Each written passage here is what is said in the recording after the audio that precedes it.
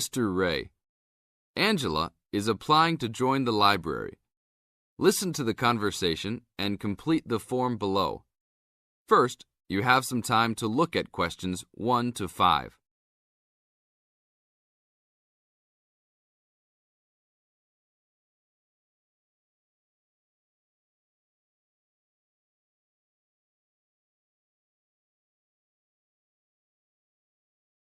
Now we shall begin.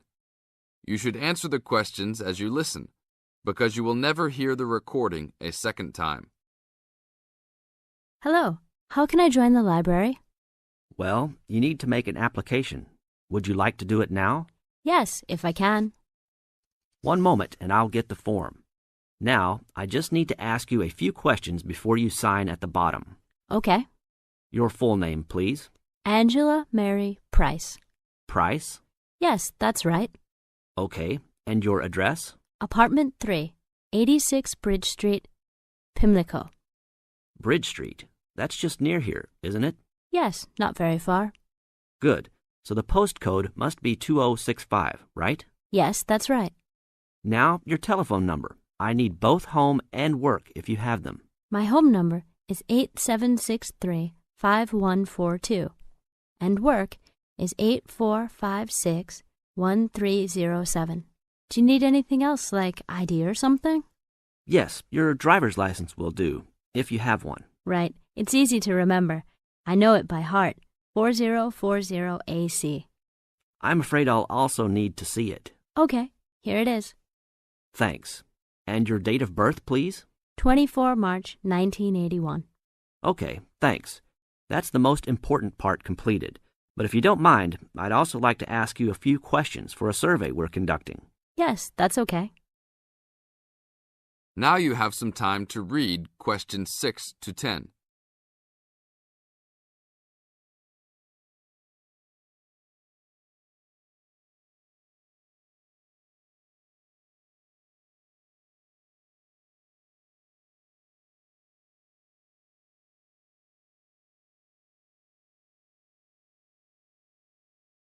As the conversation continues, answer questions 6 to 10. What kind of books do you like to read? Here's a list to look at. Oh, it varies from time to time, but I always like to relax and learn about other countries I might visit one day. I don't like anything too heavy or serious, unless it's about animals or the environment. I'm not really into sport very much. Anything else? Well, I do like entertaining at home. You know, dinner parties. So I suppose you'll have something for me in that line. The pictures in those books always make me hungry, although they never seem to turn out exactly as they look in the books. Fine. I think that's all I need now, except I need you to sign here on the application form. Oh, and I almost forgot. The membership fee is $20, which is refundable if you no longer stay a member. There you are. Do I sign at the bottom here? Yes, that's right. You can borrow books now if you wish, although your membership card won't be ready until next week. So if you want to borrow today, you can pick up your card when you return your first books. That's if you want to take some now. I think I will, but I'll have a look around first. Okay, take your time. That is the end of part 1. You now have half a minute to check your answers.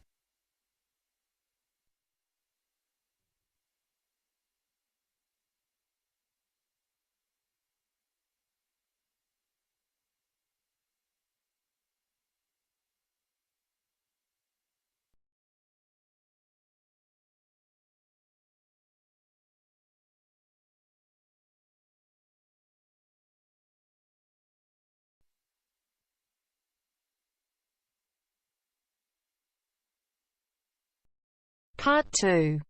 You are going to hear an interviewer who is interviewing Alan. He made a great discovery of Mungo National Park.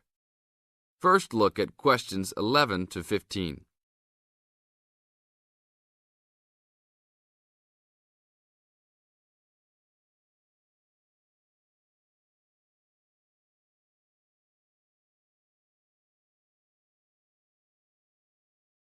As you listen to the first part of the interview, answer questions 11 to 15. An event occurred in 1996 over a period of 3 days that attracted considerable attention at the time and led to a new find in Mungo National Park, which is the focal point of the Willandra Lakes World Heritage Area in New South Wales, Australia. I talked to Alan Moore, the organizer of this trip, about his experience. Alan, what was the purpose of your trip? Well, as you know, I love the outback and lead tours of people wanting to go into more remote parts of the country. However, I thought it was time for me too to have a holiday.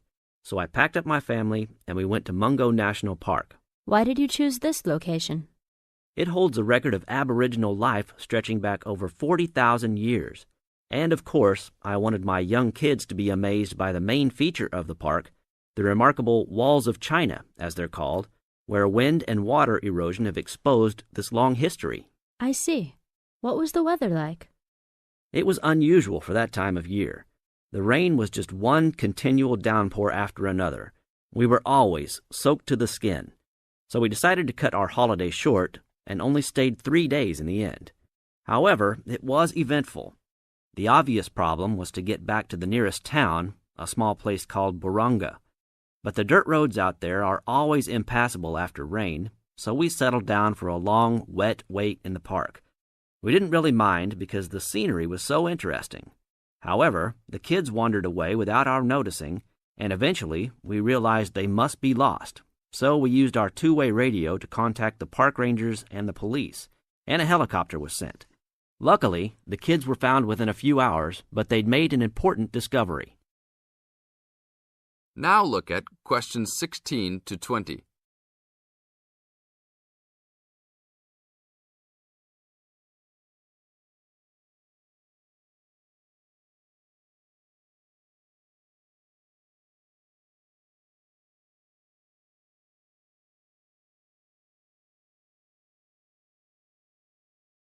As the talk continues, answer questions 16 to 20.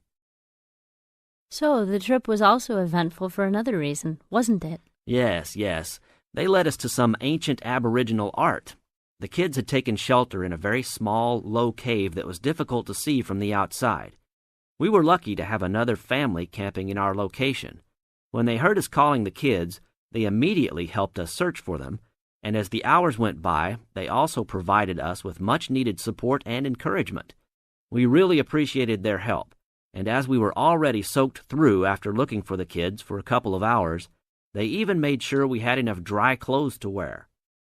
The park ranger managed to get through to us to lead the search, and when the helicopter pilot notified us by two-way radio that he'd seen the children but was unable to land nearby, we were able to eventually find them very excited about what was in their little cave. And what did you think of their cave? Well, after squeezing in, I must say I was impressed, and managed to take a few photos of it before we left. There were many faint markings and dots on the wall. It was difficult to tell what they represented because they were so small, but people from the museum who have since visited there said the markings were similar to some other findings in the area, and later confirmed they were very old. Although it's now a protected site, the children like to call it their cave, and are allowed to visit it when a ranger can go with them. Thank you, Alan. If you go to Mungo National Park, you can see the entrance to the cave and some of Alan's photos at the ranger's station. Alan continues to lead tour groups in the outback, and if you want further information... That is the end of part 2. You now have half a minute to check your answers. You now have half a minute to check your answers.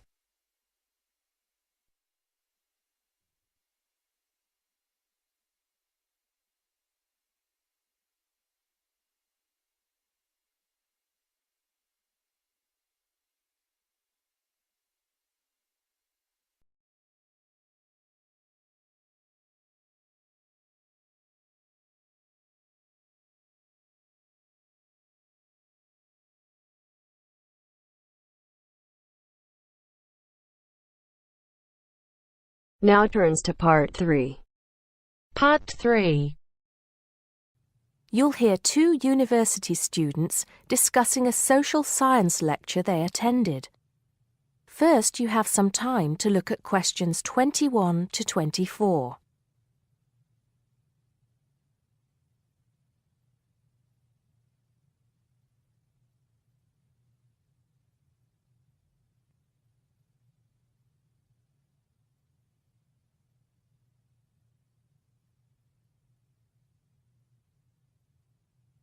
Now listen carefully and answer questions 21 to 24. Did you go to the first social science lecture yesterday? Yeah. Didn't you see me there? No. I was trying so hard to understand the lecturer. What didn't you understand? A lot of it, really. For example, he said we needed to study history as part of the course, but I didn't get why. You probably missed it. He said early on that we need to learn from our past mistakes. Right. But he also said we need to put ourselves in the place of our ancestors. Why is that? I think the point is that it's not enough to know how they lived and what they did. We need to know what they thought. I see. And I've written transferable skills in my notes next, but I have no idea what that means. If you study social science, you learn skills that you can use in a job. Oh, right. Is that all? Okay, but why is that? The point he made was that in studying social science, you use a flexible and adaptable approach to learning. Before you hear the rest of the conversation, you have some time to look at questions 25 to 30.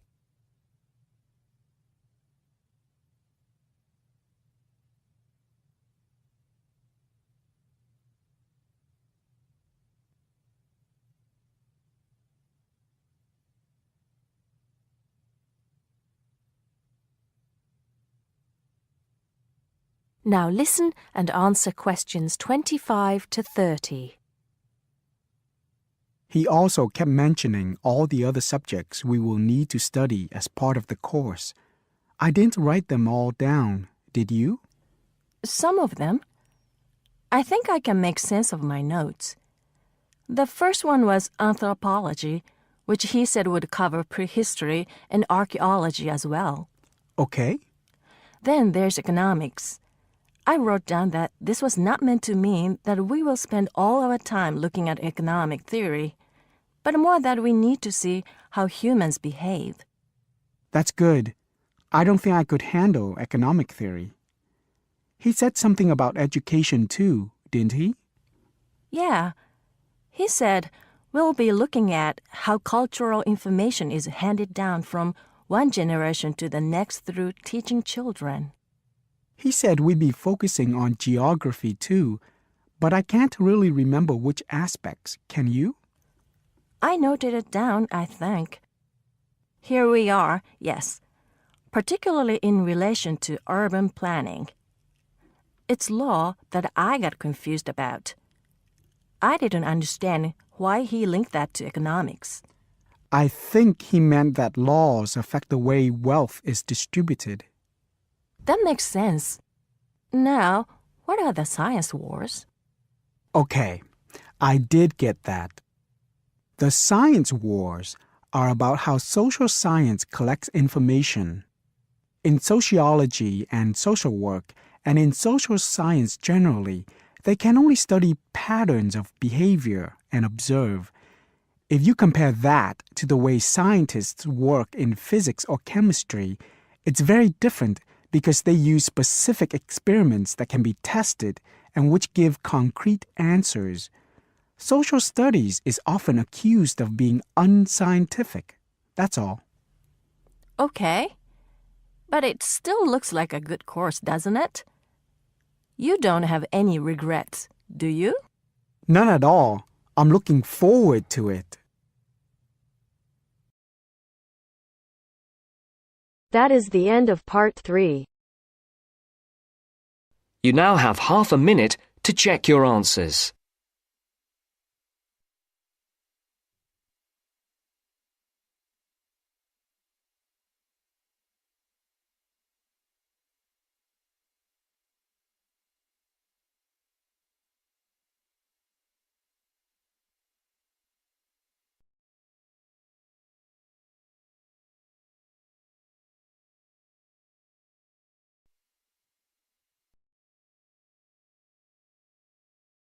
You are going to hear the first part of a lecture on American culture and American customs.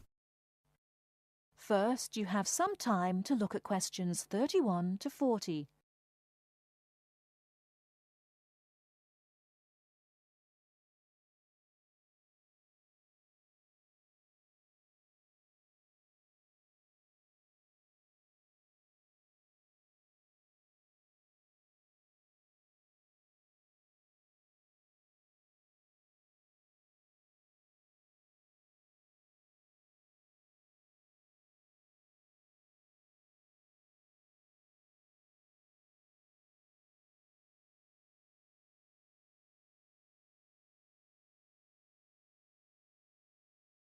Now, listen carefully and answer questions 31 to 40. Well, last week we talked about American education, and today I'm going to discuss American values, characteristics, personal habits and courtesies. Keep in mind as you are listening to this lecture that your goal is to understand, not to emulate or judge. Just briefly, I'd like to mention that there is a remarkable ethnic diversity in the United States. The population of the USA is about 260 million. 73% of the American population is white, 12% is African American, 8% Hispanic, 3% Asian or Pacific Islanders, and less than 1% American Indian or Eskimo. Many Americans resent generalizations being made about them because Americans see themselves as very unique and individualistic. On the other hand, Americans tend to lump foreigners together into one lot and condescendingly view foreigners as people who are not as intelligent or sensible as Americans. Despite Americans' dislike of generalizations and their ethnocentric point of view, it becomes evident that they are indeed American. Americans value individualism, independence, informality, directness, punctuality, achievement, and competition. Individualism is probably the most highly esteemed value in the American culture and an important key to understanding American behavior. In the historical development of the country, individuality was crucial for survival. If you asked Americans to characterize the ideal person, they would probably use adjectives such as autonomous, independent, and self-reliant. Persons tend to be viewed as individuals rather than as representatives of a family or a group. Here are some examples of how this value affects behaviors. 1. If a group of friends go to a restaurant, everyone wants to pay their own way. In other words, they want to have separate checks and not be someone's guest. 2. In friendships, which seem to initially develop more quickly in the US than in other cultures, the Americans may feel uncomfortable if you give them more help than they need. This is a tendency to draw back and see dependency as weakness. In some ways, the stress on the individual rather than the family or group has led to a more informal society. Sometimes this lack of formality is viewed by members of other cultures as a sign of lack of respect. But that is not the intention in the American value system. This informality is even more predominant on the university campus than in other segments of society. Some ways in which you might see this value expressed in behaviors are: 1. You will generally be on a first-name basis with other students, in spite of any age differences. 2. Dress is very informal on campus. 3. Language is informal and sometimes confusing. Phrases like "see you later" and "drop by any time" are not meant literally. They are informal ways of saying goodbye. Americans are direct. Honesty and frankness are more important to Americans than saving face. They may bring up impolite conversation topics which you may find embarrassing, too controversial or even offensive. Americans are quick to get to the point and do not spend much time on formal social amenities. This directness encourages Americans to talk over disagreements and to try to patch up misunderstandings themselves, rather than ask a third party to mediate disputes. It is particularly interesting to see what behaviors have culturally become associated with straightforwardness. 1. A firm handshake somehow has come to be interpreted as a sign of sincerity. 2. Looking at a person when you speak to him or her gives an indication of honesty. 3. In a question of honesty versus politeness, honesty wins. It is considered better to refuse graciously than to accept an invitation and not go. 4. You will be taken at your word. If you refuse food the first time it is offered, to be polite, it may not be offered again. An American will not know that your initial refusal is politeness. Great value is attached to time in the US. Punctuality is considered an important attribute. As with all values, there are different rules of acceptability in different cultures. In the US, you should be present for school or business appointments at the exact time agreed upon. In social appointments, you can arrive 10 to 15 minutes after the agreed upon time without giving offence. If you are invited somewhere for dinner and are more than 15 minutes late, you will need to offer an apology and an explanation. A phone call explaining you have been detained and will be late will save face for you and patience for the other person. Americans also value achievement and competition. The American style of friendly joking or banter, of getting the last word in, and the quick and witty reply are subtle forms of competition. Although such behavior is natural to Americans, you may find it overbearing or disagreeable. Americans are obsessed with records of achievement in sports, and sports awards are often displayed in their homes. Also, sometimes books and movies are judged not so much on quality, but on how many copies are sold, or on how many dollars of profit are realized. That is the end of part 4. You now have half a minute to check your answers.